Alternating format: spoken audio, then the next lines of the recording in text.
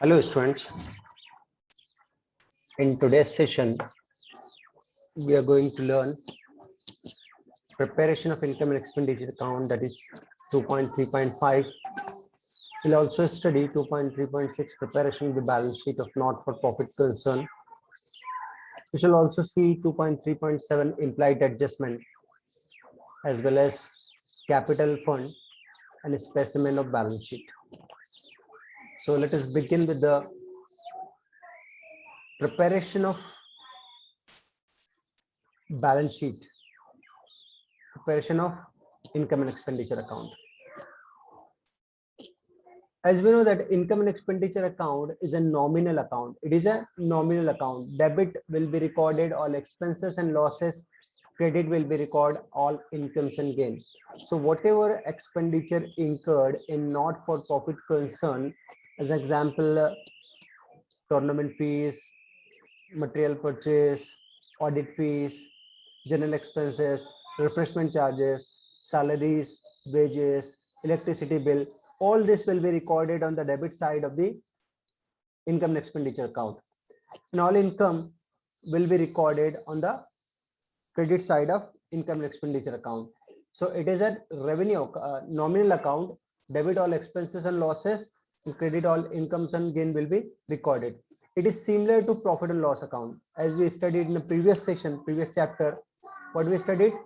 Partnership final account. So in that, as we prepare trading in profit and loss account, it is similar to that profit and loss account. Second point, preparation of the balance sheet. As we know that the balance sheet is a statement, it is not an account. So balance sheet is a statement of assets and liability of an organization on a particular date. It is a statement of assets and liability, how much assets and liability own your organization on a particular date, that is the end of the year, 31st March generally. The balance sheet is the balance sheet of non-trading organization is similar to the balance sheet of the sole trading concern organization. So it is similar balance sheet which we earlier studied in the sole trading concern in 11th standard. It is similar to that, or we have also seen in chapter 1 what is balance sheet. So it is similar that there is no difference between the balance sheet of the profit organization and not-for-profit organization. It is a statement which is showing the financial position of your organization on a particular date, that is the end of a particular year, assets and liabilities. So balance sheet shows only the capital receipt and capital expenditure. As you know that the capital expenditure and capital receipt, what is capital expenditure? Long-term expenditure. Capital receipt, received for the specific purpose, that is the construction of the building, etc.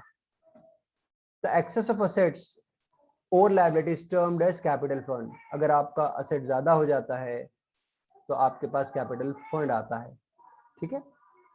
इसके बाद बताया गया है 2.3.7 implied adjustment. इसको कहा जाता है hidden adjustment.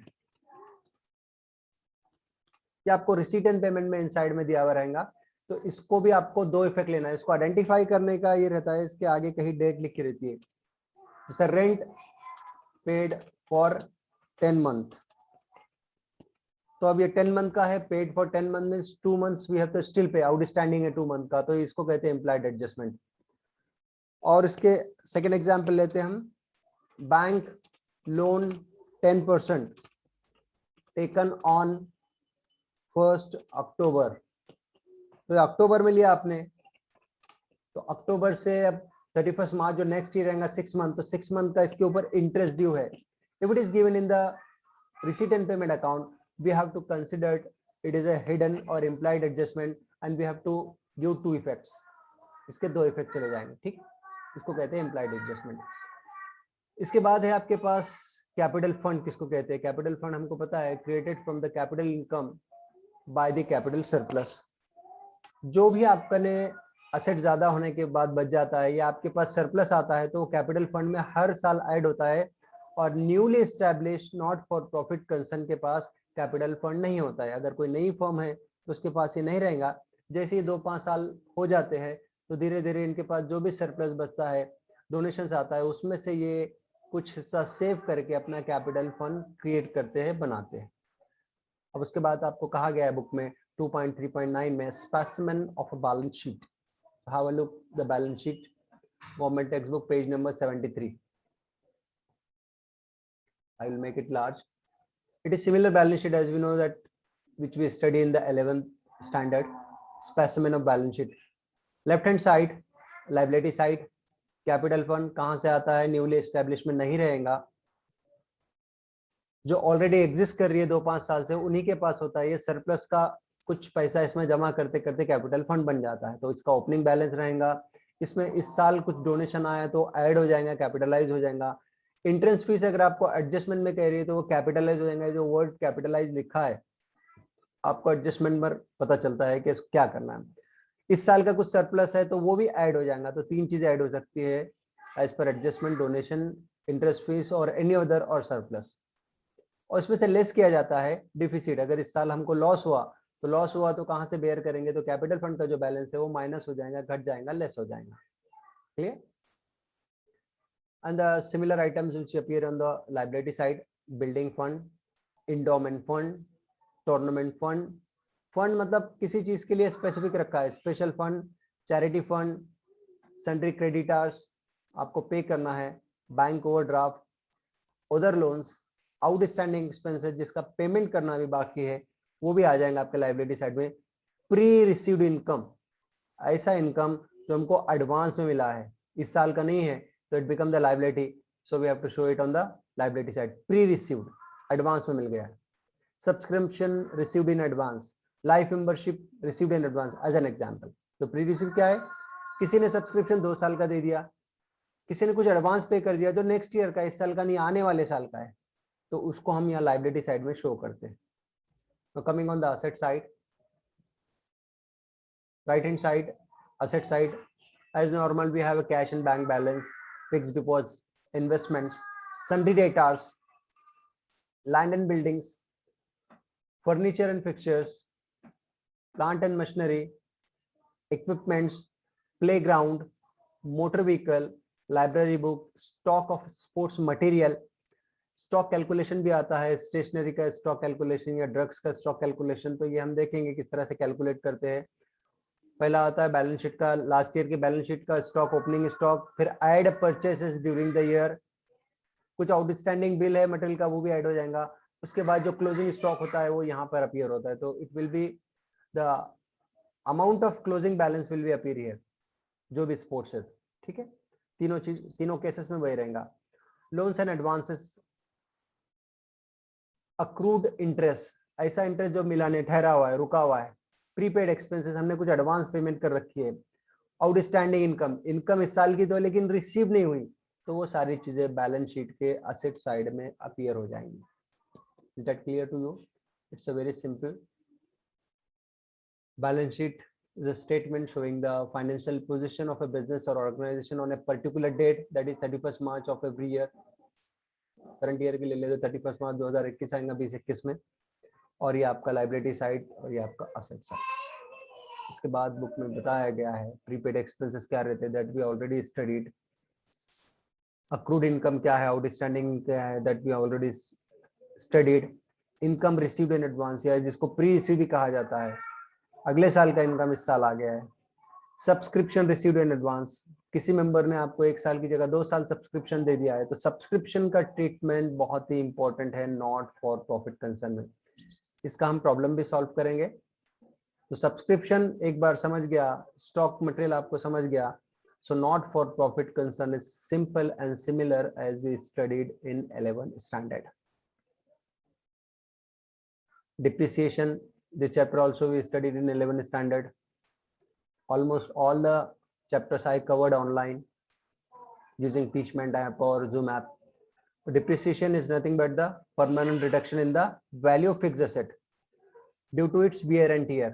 तो depreciation आपका बिजनेस का लॉस है, असेट की वैल्यू कम हो रही है, तो जितना पोर्शन कम हो रहा है उसको हम एक्सपेंसेस साइड में रिकॉर्ड करते हैं, उतना लेस वैल्यू शो करते हैं बाद में बैलेंस शीट में। ठीक है, 2 इफेक्ट जहाँ आते हैं, एक तो इनकम एंड एक्सपेंडिचर में डेबिट साइड होता है और वो डिटेक्टेड अमाउंट बैलेंस शीट के एसेट साइड में शो किया जाता है। कैपिटलाइजेशन ऑफ इंटरेस्ट फीस, तो जो आपको एडजस्टमेंट कहेंगे कि आपको एंट्रेंस फीस का 50% कैपिटलाइज करना है। मान लीजिए कि एंट्रेंस फीस है 10,000, तो आप 50% शो करेंगे बैलेंस शीट के लाइबिलिटी साइड में और 50% शो करेंगे इनकम साइड में, कैपिटलाइज कहा तो एडजस्टमेंट में। ओके, उसी का कैलकुलेशन बताया गया है यहाँ पर। Creation of special fund out of donation according to the adjustment. अगर जनरल रहा तो इनकम साइड आएगा, स्पेसिफिक कहा तो आपको लाइबिलिटी साइड में शो करना पड़ेगा। Creation of special fund out of donation, 50% donation और जनरल बोला तो जनरल आ जाएंगे, 50% इनकम में, हमारा इनकम है ये देखिए, इनकम एक्सपेंडिचर में, और स्पेसिफिक कहा तो अब लाइबिलिटी साइड में चला जाएगा ये स्पेसिफिक डोनेशन 50%। यहाँ पर एक छोटा सा कैलकुलेशन दिखाया हुआ है, stock of stationery, how will you con that. ये लास्ट ईयर की बैलेंस शीट से आता है figure. Opening stock of stationery मान लीजिए कि 10,000 है, इसको हम यहाँ समझ लेते हैं, ठीक है। कैलकुलेशन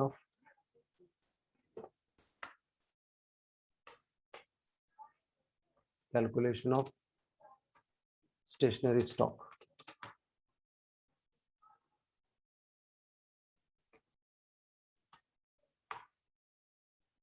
इंसर्ट टेबल, दो रो ले लेते हैं। चलिए देखिए, opening stock,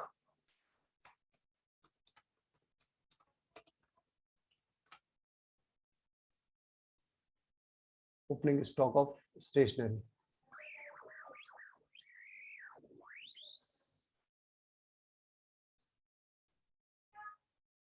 as an example 10,000 है।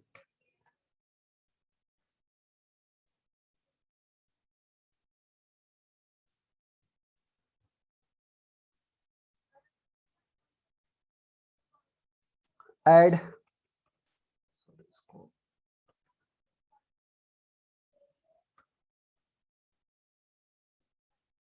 Add purchases during the year. आपने और 40,000 का परचेस किया, ठीक है, ये हो जाएगा 50,000। ऐड आउटस्टैंडिंग बिल, ये कभी कभी एडजस्टमेंट दिया रहता है कि 5,000 रुपये आपने उधारी में खरीदा है, बिल देना है 5,000 रुपये, अब ये 55,000 हो जाएगा।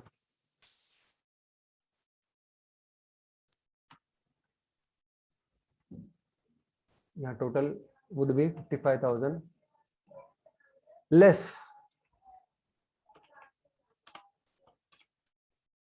Closing stock. ये आपको एडजस्टमेंट बताता है कितना स्टॉक बचा है, क्लोजिंग स्टॉक ऑफ स्टेशनरी।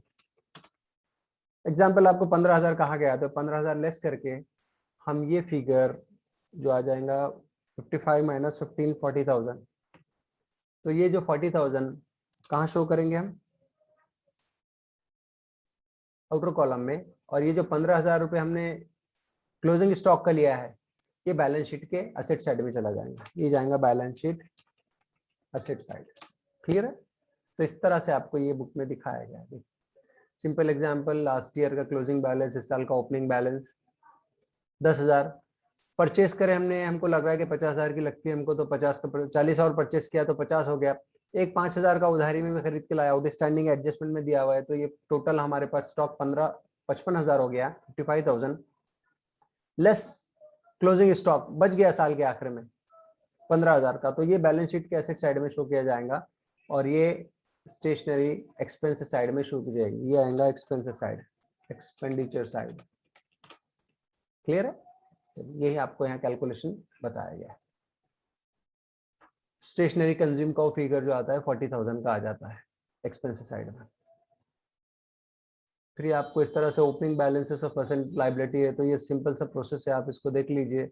बाकी सारी चीज़ों का यहाँ पर डिस्क्रिप्शन दिया हुआ है कि किसको कहा जाता है, entrance fees, subscription, legacy.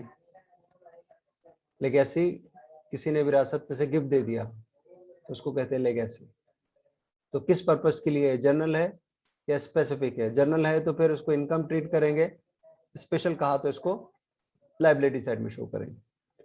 Life time membership क्या है, सेल ऑफ ओल्ड एसेट, ये हमने कैलकुलेशन देखा है कि हमारे पास कोई एसेट है, एज एन एग्जाम्पल हमारे पास मोटर कार थी या फिर कोई एक डिवाइस था जिसकी कॉस्ट है 50,000 रुपये, 50,000 का था, अब इसको सेल कर रहे हैं, आ रहे 40,000, तो 10,000 का क्या हुआ, 5,000 डिप्रिसिएशन ना, 5,000 का क्या हुआ, लॉस हुआ। वही कॉस्ट अगर हम 55 में सेल कर रहे हैं तो 5,000 रुपये का प्रॉफिट होगा। तो इस तरह से आपको ये शो करना पड़ेगा इसके effect. Net asset value on the balance sheet asset side, profit or loss on sale would be recorded on profit and loss account, either a debit side loss. If it is a profit on sale of asset, we have to record that much profit on the credit side of profit and loss account. ठीक है, cell of scrap ये आपका revenue income है। Pre specific donation, general donation, specific fund, endowment fund, सारे fund आपके record किया जाता है बैलेंस शीट के लाइबिलिटी साइड। स्पेसिफिक है, जनरल वाला चाहेंगे प्रॉफिट एंड लॉस अकाउंट में, इसके बाद आपको एक्सरसाइज शुरू है, तो हम tomorrow will continue with the exercise. I will stop here, watch video, practice at home, study at home. Thank you.